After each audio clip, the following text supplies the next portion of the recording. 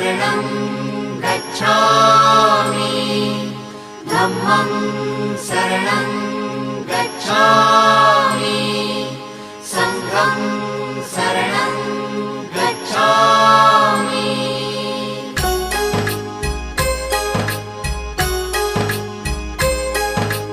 बुद्धं शरणं गच्छामि धम्मं शरणं गच्छामि